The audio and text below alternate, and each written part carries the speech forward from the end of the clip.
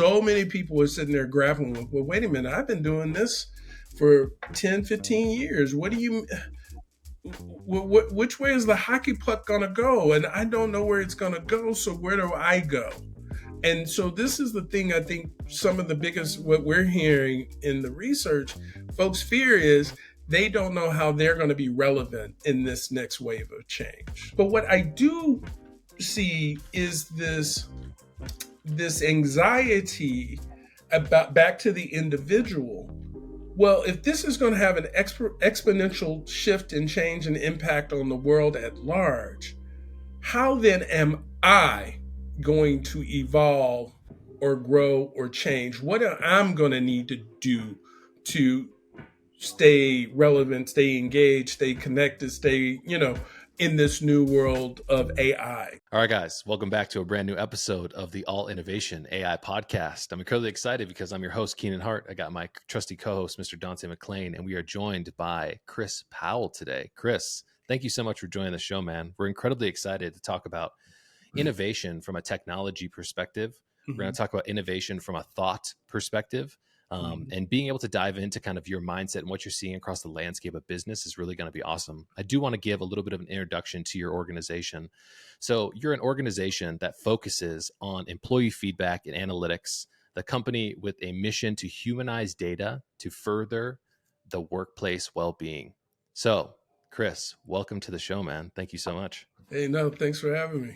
Excited to be here. Absolutely, man. So, when it comes to the landscape of work, one of the things that has been a huge topic of discussion over the last couple of years, ever since the pandemic, has been DE&I. And our previous guest wants to ask you a question about DE&I. Now, this individual's name is Laura Barnard. She is the founder of a company called Breakthrough Brands. She is a former co-captain of the Harvard basketball team. And she has a huge love for DE&I and trying to help our leaders really create brands that are going to diversify themselves and differentiate themselves inside the marketplace of business today. And her question for you was, what are you doing to advance DEI in your space?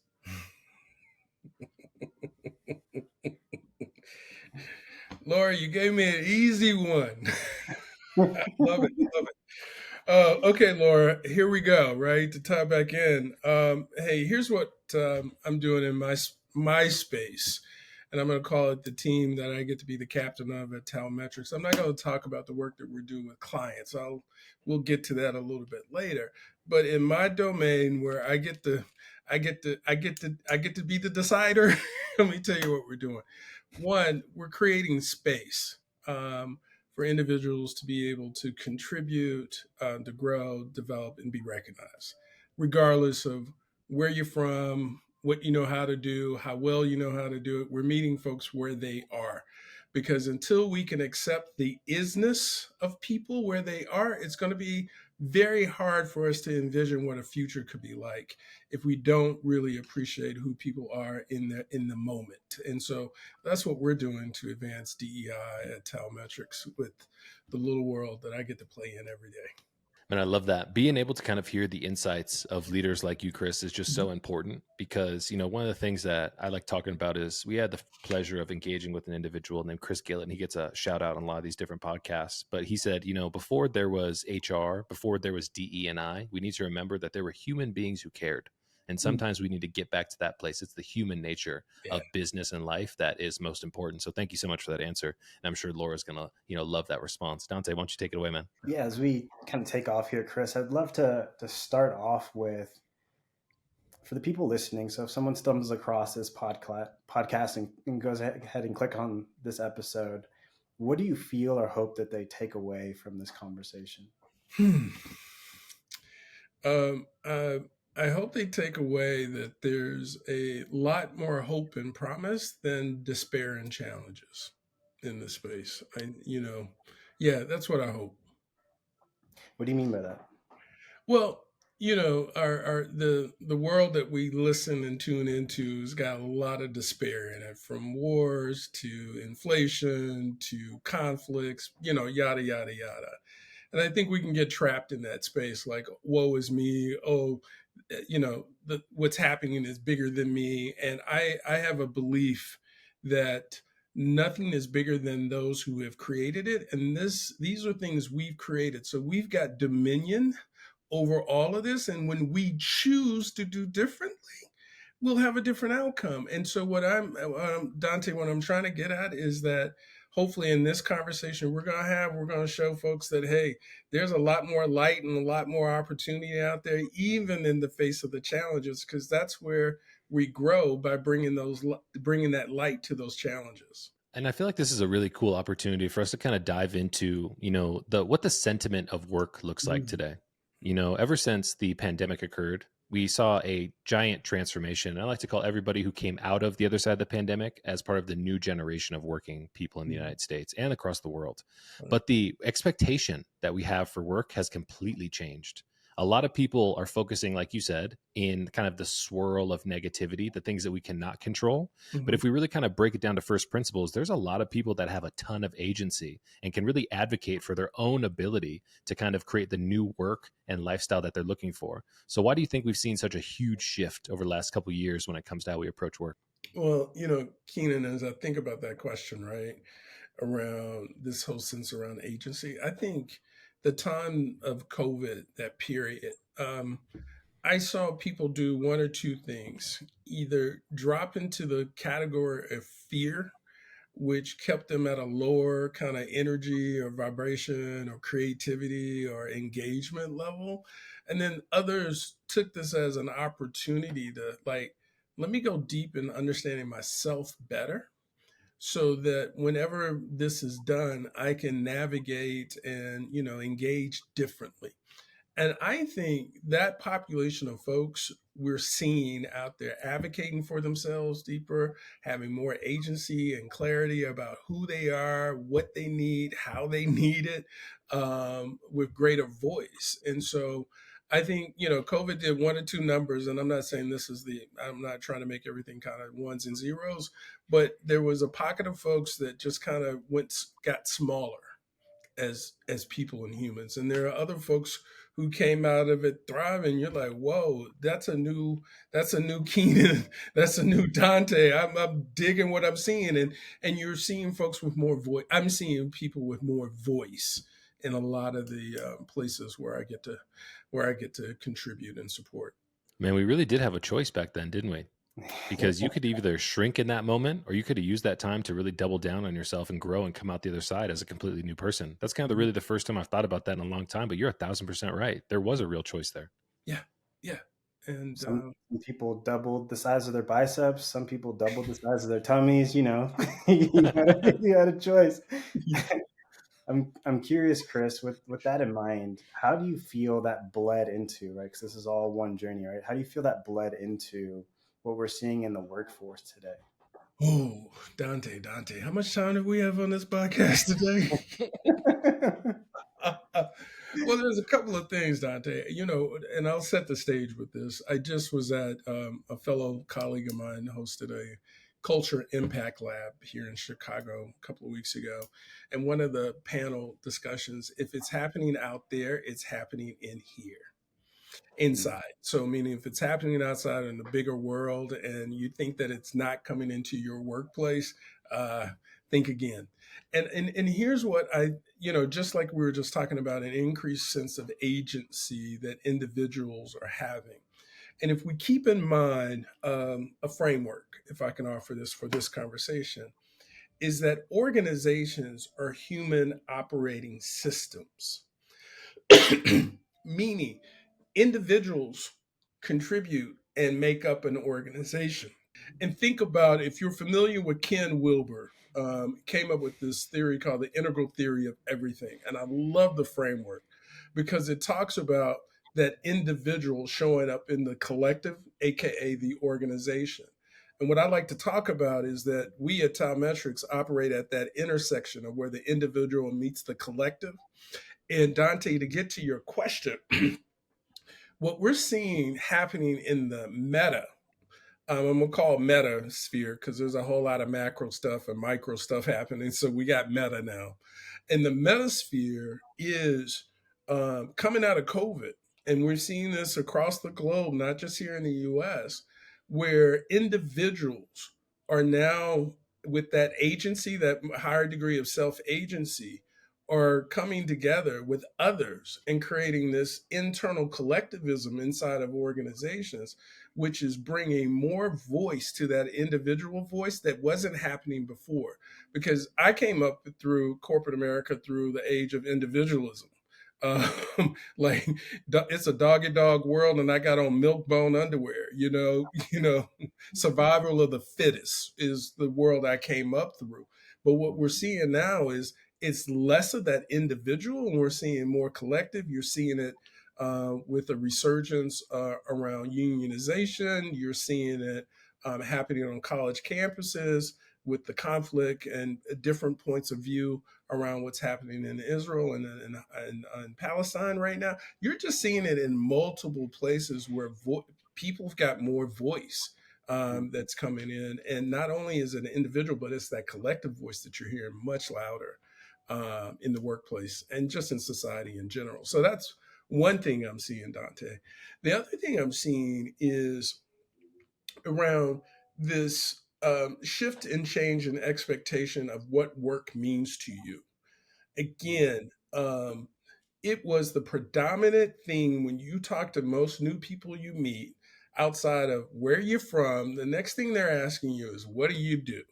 And so that has shifted in terms of I'm having conversations with folks where they're like, hey, let me just check in with you.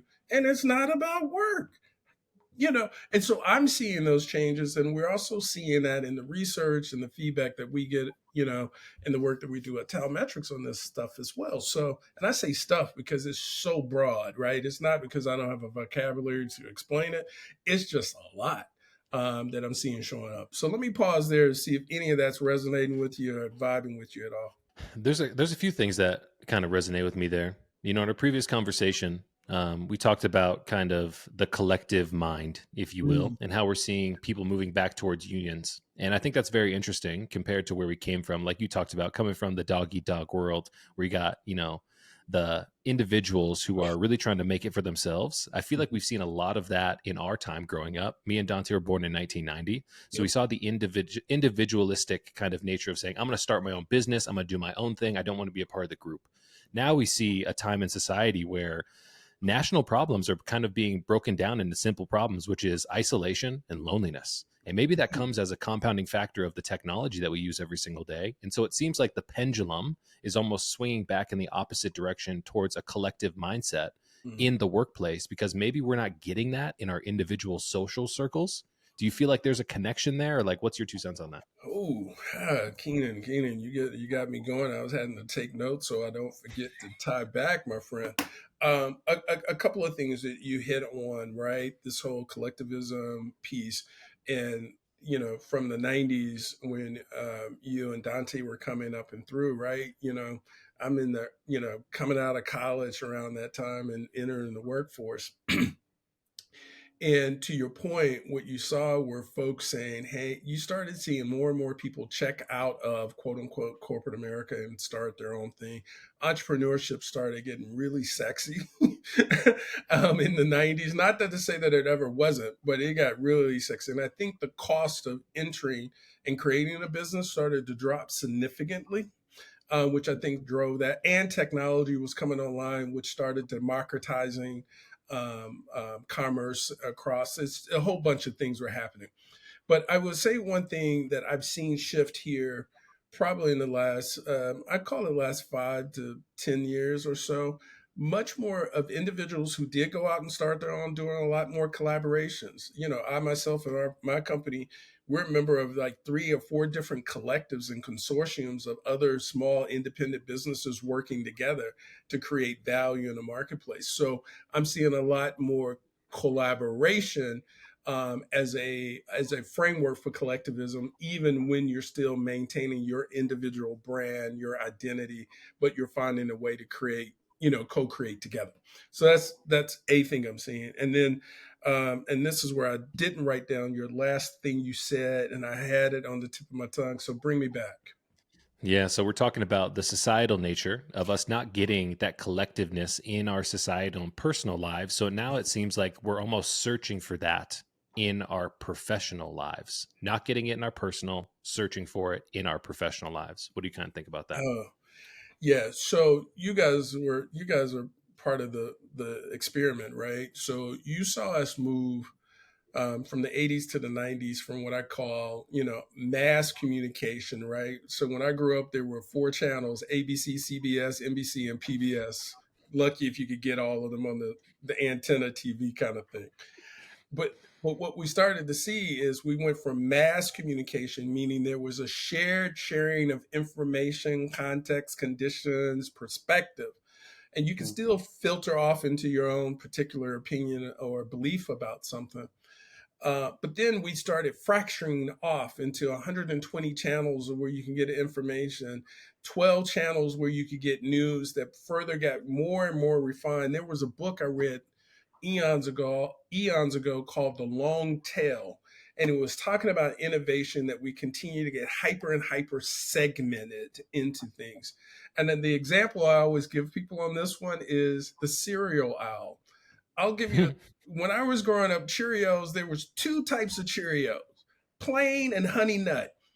Not the frosted, not the fruity, not the chocolate, not the strawberry. So what we've got is Cheerios continues to kind of continue to find that thing. And next thing you're gonna know, it's gonna be like Nike, build your own Cheerio. But anyway, but I say all of that, um, um, Keenan, is that when we think about what's happening from a society standpoint around that individuation of being in that box, you are starting to see folks from the human desire to be in the company of others. So your dating life, your social life, meaning that it's gotten much more detached. I was just reading an article around the proliferation of the hookup culture, and so where it's empty, it doesn't have that substantive energy that we need. And so folks are seeing these organizations as a community to get that. And so some of that agency and advocacy that we're seeing is the desire for more community, more support, more teaming, to keep people connected. So that was a long story to get to where you wanted to go, but I had to set it up because I think the convergence of technology and innovation, which I'm here for, has what I call both the pros and the cons to it. And so how do we adjust our societies and our cultures and our workplaces to adjust for these so that we can stay in balance and find that harmony within ourselves? But anyway, that's another chapter for another conversation. But go Yeah, ahead. Dante, I feel like at one point in time you were telling me about kind of this hyper segmentation, and then we're starting to go back into like a roll up of like mass columns of communication and channels. Do you remember what I'm talking about? Yeah, I was listening to a documentary on the show Friends, and how it was just like this huge, this massive show that's kind of swept the globe, and how it's almost not possible to have such a viewing today because of the fragmentation through the internet and the fragmentation through the amount of TV shows that we have. And it kind of reminds me of a quote from Marshall McLuhan, and he said, "We create the tools, and then the tools create us." Right. So over a million years ago, man discovered fire, right? And after we've discovered fire, over the course of 100,000 years, we see in the fossil records that our jaw begin to shorten. And so we create these tools, and then the tools turn around and create us. And so I love what you said, Chris, in that point of fractionalization, but it's the technology that we're building that is influencing our mass culture, because it's a tool that we create, and it's turning back and creating us. Dante, as you were talking there, it just reminded me of this whole piece of I was in a conversation with a group of folks who are I consider them to be enlightened beings, and we were talking about what's your concept of what does it mean to be human today? you know where's that shared understanding of what it means to be human? And then we went even further, and talked about all of these other associations that we have, right? What does it mean to be an American? What is it, you could just keep going on and on and on. And it's so many layers of identity. right, that we have to move through. And back to that long tail of hyper segmentation. I think that's the other thing which is really fascinating is that the technology allows us to create all of these extensions of identity of ourselves because the technology is basically a mirror of us. And Yeah. so basically, we're just getting to see the various dimensions and the complexity of who we are. And that's the thing I find um, both intriguing, interesting, curious, and a little scary at the same time. Yeah. You know, What's the most scary to you? ooh, this is, and I'll talk about my own stuff, right?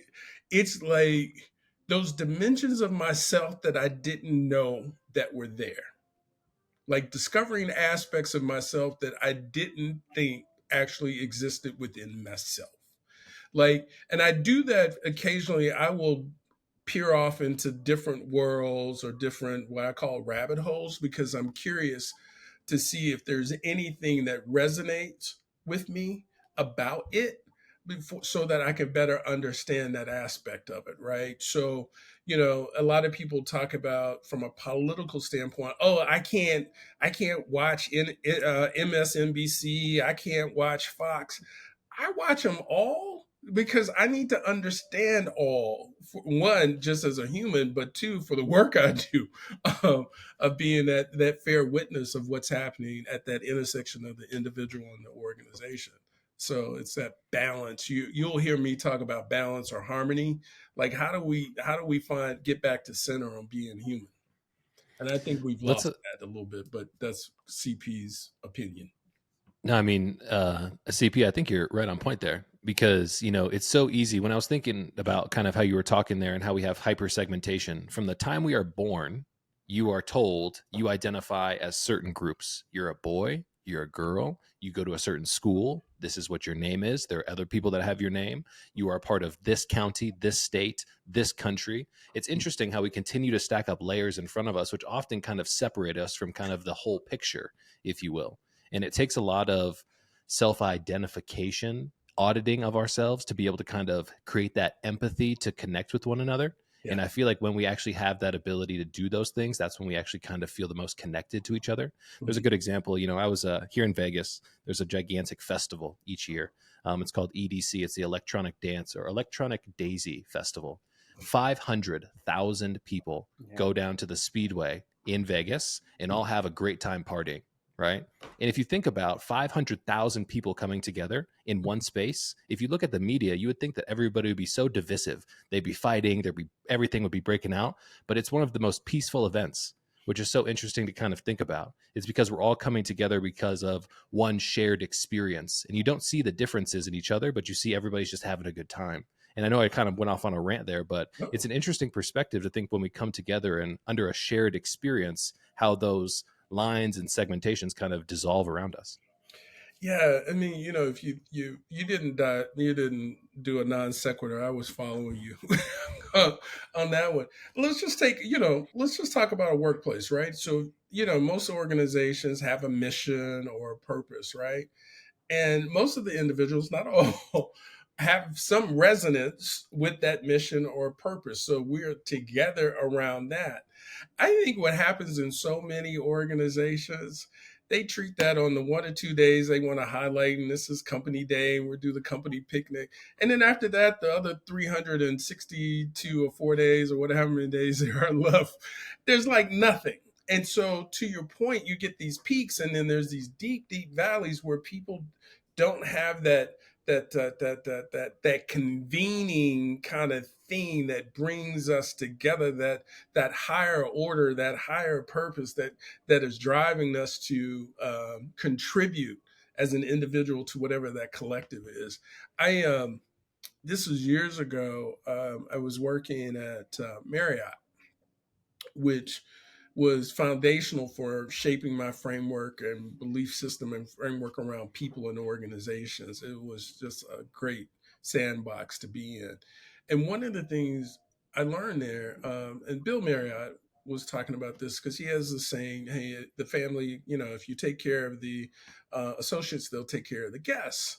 And one of the things we came up with and some work we were doing around HR strategy stuff was around we've got to reorientate people, not just one time a year, but like continuously to keep people focused on why are we here? And that then prompts people to start checking in with themselves, like, why am I here? Mm. Because a lot of folks don't, beyond, I'm here because I got to get my check. But beyond that, come on, there's got to be another reason or two, or maybe not. But who knows? But, is that what really gets you up every day? Is just that. And then if not, I'm not saying that that is not a key reason. Trust me, people do not send Keenan and Dante hate mail about Chris's statement on that. What I am saying is we got to check in with ourselves, because if we're only there for a paycheck, is that the right place for us? Because there are other places you can get a paycheck and feel connected. I digress. You guys I'd gonna like have to, me all over the place with y'all today. I love it. I'd like to switch gears a little bit and talk Yeah. about emerging technologies. So there's two schools of thought primarily, especially when it comes to AI. There's one school of thought that believes AI is an accelerator and it's the greatest thing since sliced bread.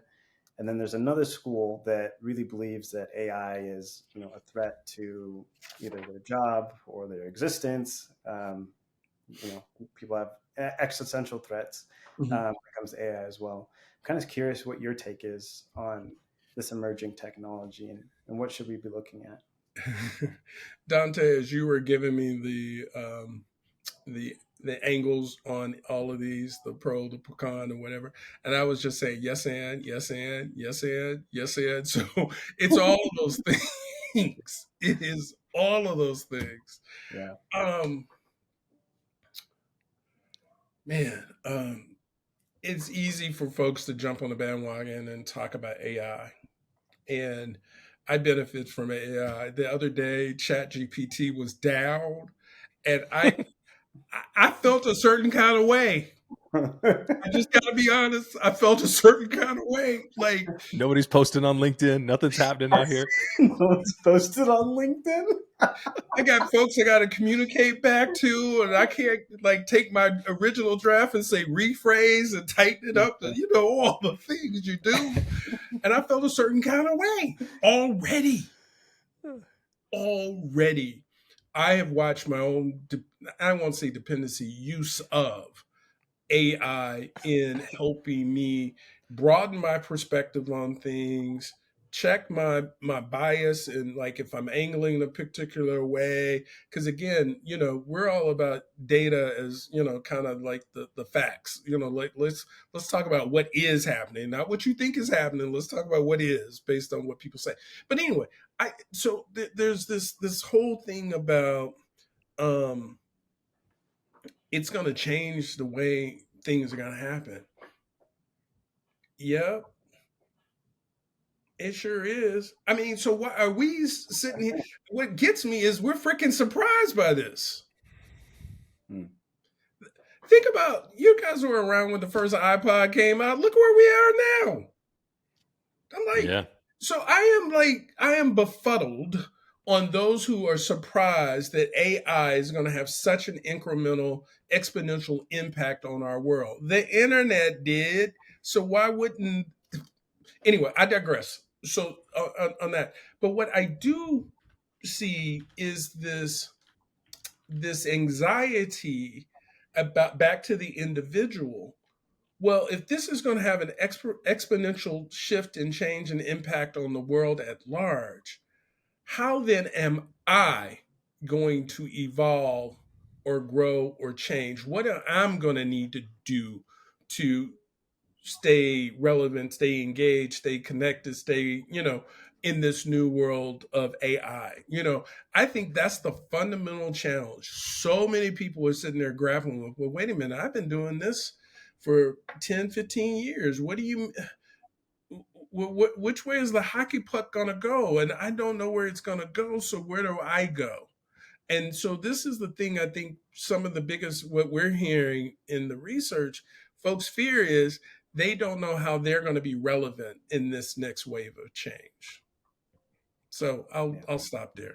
It's interesting to me because it seems like we continue to make the same mistakes as humans. You know, as I get older, I always talk about, you know, the one of the biggest advantages, I start to recognize patterns that I continue to see. And it seems like the same mistake that we made when the tractor came around, all the farmers were like, what's going to happen? All of our jobs are going to be taken away. We're not going to be able to do anything. The internet came around, all of our jobs are going to disappear. But then new industries get created like IT services. How many people now work in IT that are literally supporting the technology? And it's very interesting how humans cannot extrapolate time very well and extrapolate how these patterns continue to kind of happen over and over again. I mean, as you were talking about kind of how AI is discovering new things, I was listening to a podcast the other day, and they were talking about the exponential nature and how AI is discovering new things like materials. One of the AI solutions came up with like 2.2 million new types of materials that can be created through their deep learning process. And if you think about the materials that surround us today, we're talking about aluminum, tin, plastics, all this different type of stuff. There are 2.2 million new types of materials that can be discovered, which is so interesting to me. But it opens up another world of discovery that I don't think we really have the ability to not be curious about, if that makes sense. Yeah, I mean, it's literally as you're sitting there, I'm like 2 million. Like, I wonder if we could ask it to like which ones are going to be better for us as humans and the planet. Like, hey, can you give me those? You know what I mean? Just think Yeah. about all the all the prompts. I'm my next job, my next iteration of life. I'm gonna be a prompt engineer. I'm gonna do That's that. a good one. But that's a great example of a job that wasn't existent just a year and a half ago. You know what I Hmm. mean? Like that's a perfect example of exactly what we're talking about. It's I, just it's crazy to me. I want to pivot for us a little yeah, bit. And I want to talk about kind of in the same vein that Dante was talking about the future of work. So I was listening to a podcast the other day where the CEO of Twilio, the SMS gateway company, yeah. was talking about what the future of work looks like for his organization. Now, he was talking about we have 4 gigantic real estate installments across the United States, meaning we have huge buildings that people were supposed to come to. He's reimagining the future of work as looking at micro coffee shops that are branded as Twilio in your major cities that you can come to get that sense of community. What do you think the future of work looks like, especially in this futuristic, flexible world that comes with the expectation of today's modern worker? There's a guy, Bob Johansson, who's with the Institute for the Future. I don't know if you guys are up on them, but they do some really interesting kind of future forecasts. And Bob, and I'm drawing a blank on it. It may not be his last book, but one of his books where he was given a forecast of what he envisions as kind of what's going to be happening with the future of work and the future of organizations. Which, by the way, if I can do a quite sequitur, just a slight one, I always find it interesting. We always start with the future of work before we start talking about the future of business. And Mm-hmm. I think that's what's really fascinating is that if you think about businesses today, think about a Uber or a DoorDash or a Lyft or any of them, right? They are hubbing. I mean, they've got tentacles everywhere, right?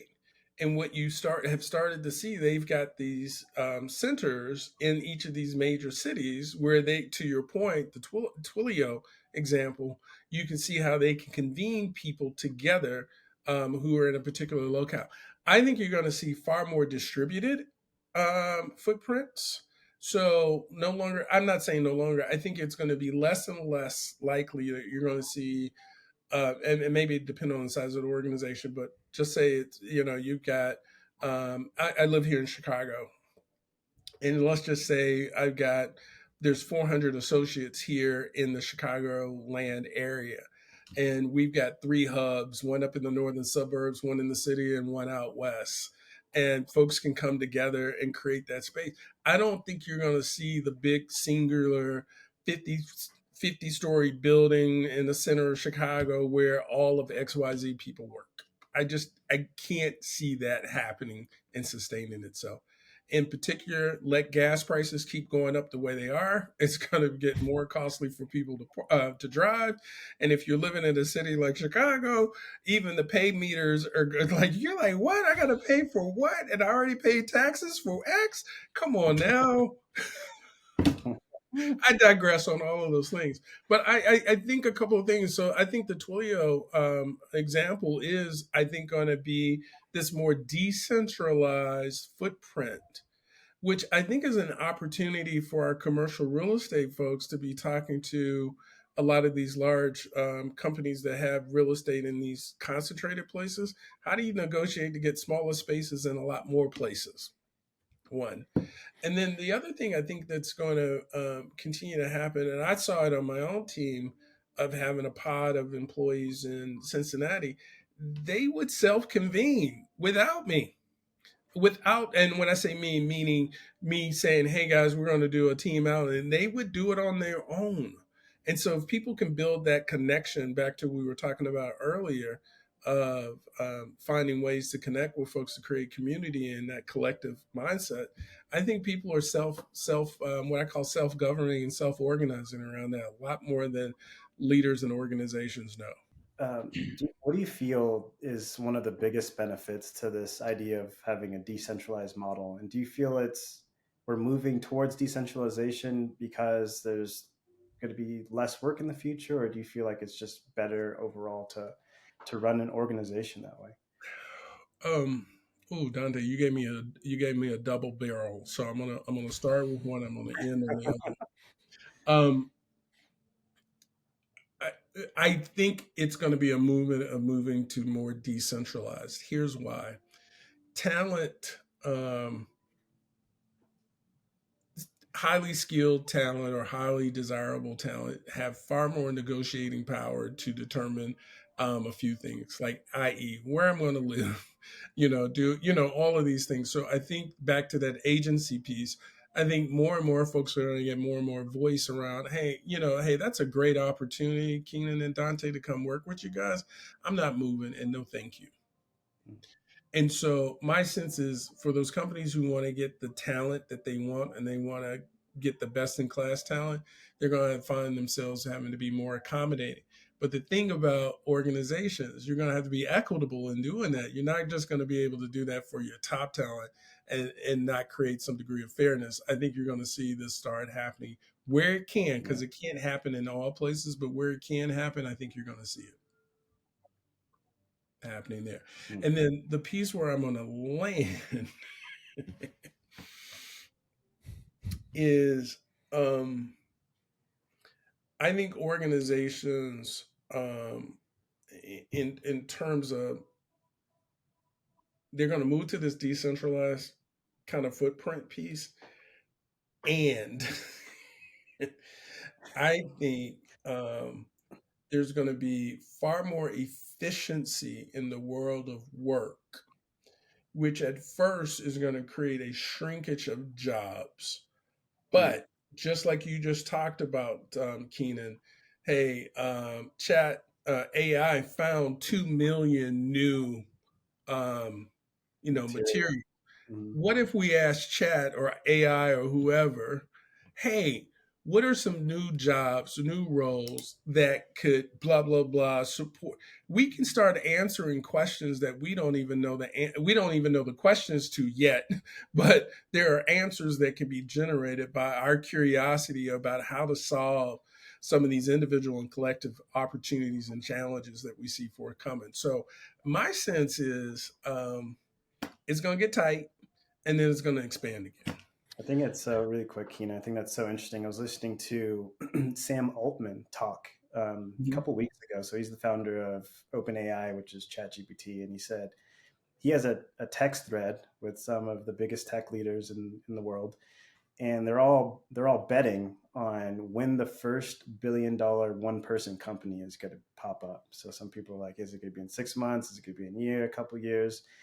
And so I do see, if the biggest people in the world are looking at the new way of work in the future, like departments collapsing, companies collapsing, really leveraging AI to build, growing, and scale, then we should probably also be looking at some of these things. And kind of to your point that just because there are going to be companies that run this way doesn't mean there aren't going to be other opportunities that pop up. I think in particular, I'm thinking about a survey that was done by the World Economic Forum. And they did this back in 2020, and they said by 2025, we estimate 85 million jobs are going to be replaced through AI and automation, but 97 million jobs are going to be created. And so there Mm. is like a destruction aspect, but then there's like a transformation aspect where these jobs are actually more jobs are created, but they're just in different industries or different fields.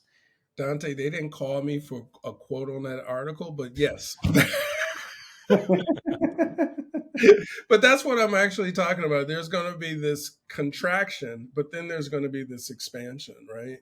I mean, I look at just how my own business is moving through this transition, right? I had a team of analysts and developers. And, I mean, and I still have some, but I don't need as many as I used to have. And so, yet, it's also creating some new roles that I didn't have before. Right. So when I started talking about that prompt engineer and finding folks who know how to use the chat to be able to connect quantitative and qualitative insights, I mean, there's a whole new thing. There's a whole new thing out there. So the thing, there's two things, a couple of things actually, when I think about technology and organizations, change and transitions and transformation, is that organizations who think Sam all, I mean, just think longer tail on this, right? If you take the article that said, hey, 85 million jobs are going to go away in 97, those organizations that have the foresight to start thinking about what those new 90, what their portion of 97 million jobs are, and they can figure out how to help start reskilling, retooling individuals, I think are going to find their way to be able to, start creating that collective growth and expansion faster than those who go, oh, hey, XY, 10% of my organization, you're just out of a job. See you later. Good luck. Because guess what? Whatever it's going to emerge as the new jobs for them, when that company goes back in the marketplace to try to hire, it's going to cost them more. Just because of the recruiting costs, the salary expectation costs, because those folks are going to know they're in demand. So you think about a prompt engineer, they're going to be major in demand in a minute, unless we get more and more people skilled and trained on how to be, how to do prompting in a ethical way, as I call it. Yeah, it's an interesting time because businesses they have to have the foresight to really kind of put themselves in the position to say, what are the new jobs that we need? And often those jobs don't exist. So I was talking to somebody else on a podcast recently, this individual named April, who works as an HR leader for a large manufacturing company. And she was talking about how she was just over in Switzerland.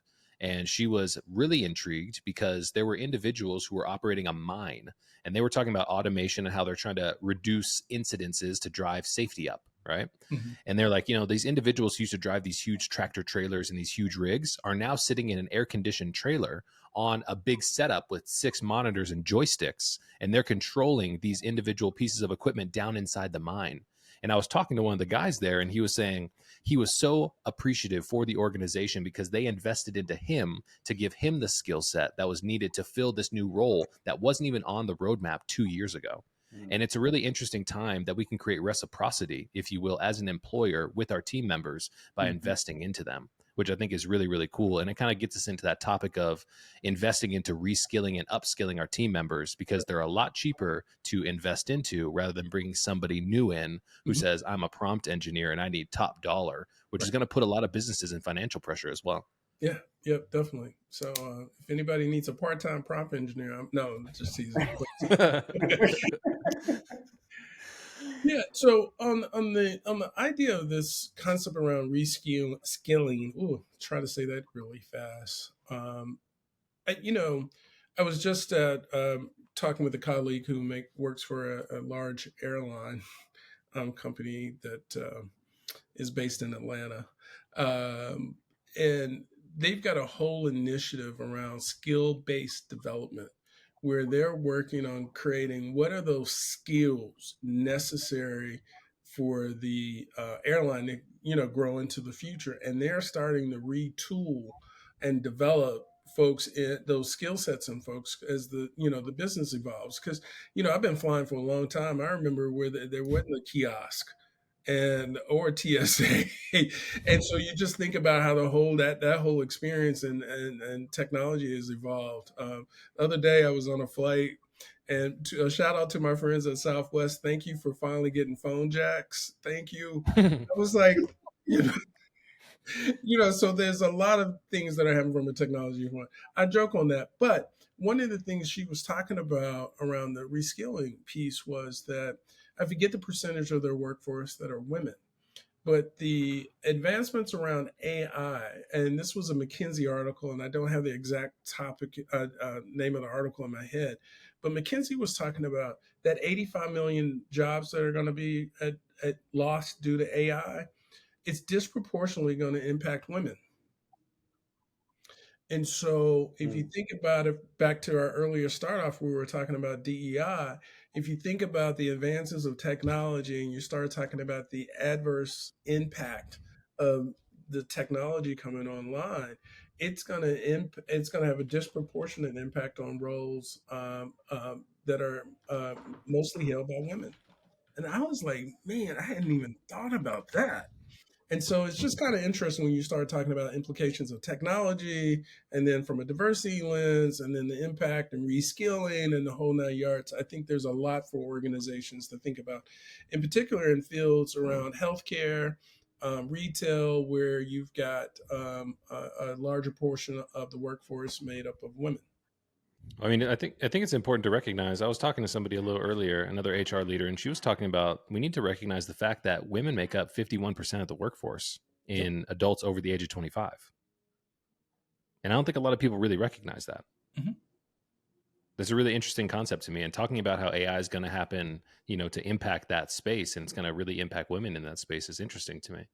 It's an interesting future of business and work. I want to be able to use that word of future of business because you brought that up, and I think it's important for us to reflect back on that.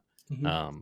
Yeah, we're in an interesting time of transition right now. Dante, I know you're going to ask a question, man. I didn't mean to cut you off. No, it was just an observation. I think there was a couple studies, and I wish I could remember them, but it was basically talking about the difference between males and females, and the oversimplification was more males lean towards getting into industries where they deal with things, so like technology, engineering, and then more females predominantly get into fields where they deal with people. So healthcare is one, retail would be another one.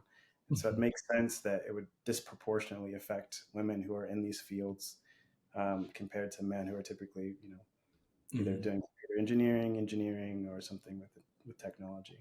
Yeah, I think that's really interesting. My brother and his wife host a STEM academy every Saturday, and occasionally I'll go check it out because they're doing robotics and stuff. And I'm the kid at heart, and it looks like Legos, but Legos with an engine. So I'm here for it. And the majority of the kids in the program are young girls, which is good to Wow. see, right? So it's focused on it's widely open to everybody, but I see a lot of young ladies in the program, and so I'm hoping that we start to see a trend in the educational system of guiding more young ladies into the field of technology. But that doesn't mean that if they still have the desire, Dante, to the research you were referring to, where they want to connect with people, there is a space where that can happen, where the two can be mutually they don't have to be mutually exclusive. So, Chris, as we kind of put a bow on our episode today, I'd love to have you kind of paint a picture. If you could rub your crystal ball and give us a prediction, which is very difficult, for the next 5 years of what the future of work and business looks like, what are you hoping for from your seat as a CEO who's sitting on a lot of data, who has the ability to kind of help us, accurately predict what the future looks like? What are you thinking about for the future of work in HR? Keenan, your question around my crystal ball, right? I'm kind of the forecast over the next 5, which would put us in 2029. Can you believe it? Here's what I'm forecasting. The big corporations that we know today are going to get smaller. And there's going to be an increase in smaller business, to your point, individually run, one person shop kind of business. So I think you're just going to see this constriction of big businesses, because there's going to be so much scale. You see all of the mergers that are happening. We're back in merger mania again, and so you can see the economies of scales happening there.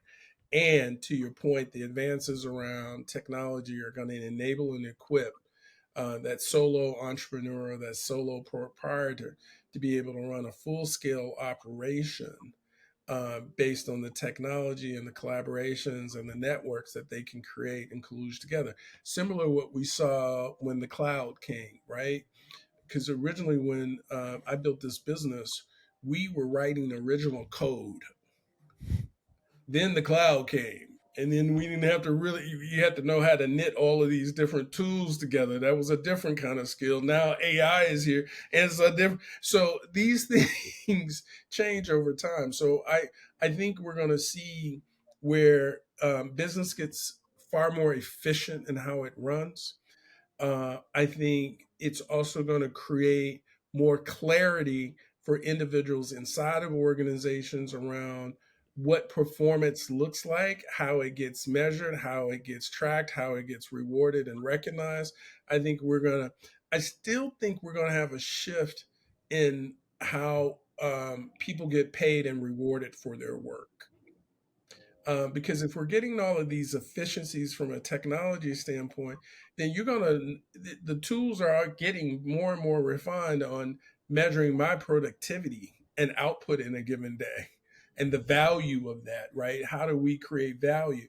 And I think that's why this upskilling and reskilling movement over the next 5 years is going to take off, because I'm going to mess up the analogy, but the system cannot will not allow for anomalies. It will solve for itself over time. And somebody really smart said something, and I'm messing it up so bad, right?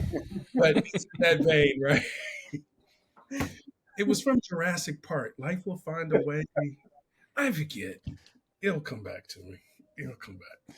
But yeah, so those are a couple of trends. In my crystal ball, I see big businesses getting smaller, not necessarily in terms of revenue and impact. I'm just saying the number of people that it takes to do what they do. I see an increase in the number of solo proprietor run businesses. I see an increase in tools and technologies that's going to enable that to happen. I also see a shift in those who are still working in an organization, how pay, performance, and recognition. I think that's going to evolve over time. It's not going to be quick, but I can start to see how that's going to shift over time. And I think you're going to see much flatter organizations. That's the third thing. Maybe the fifth thing. I lost count in terms of hierarchy. I think they're going to be flatter. Well, as we you just want to kind of say, as we put a bow on this, Chris, it's been an absolute pleasure being able to kind of hear all of your insights, what your prediction, the crystal ball looks like, what the future of work is going to entail, the flexibility and the creativity that it's going to take to kind of navigate these next few, I would say, fast-paced moving years. As we kind of close here, I want to have you pose a question for our next guest. What do you got? Man, I should have wrote that down early. I had one and I didn't write it down. But here's one I'm curious for the next guest on the show is, what do you think it will take to be a phenomenal leader in the next 5 years? That is a beautiful question. Yeah. And I can't wait for our next guest to be able to answer that.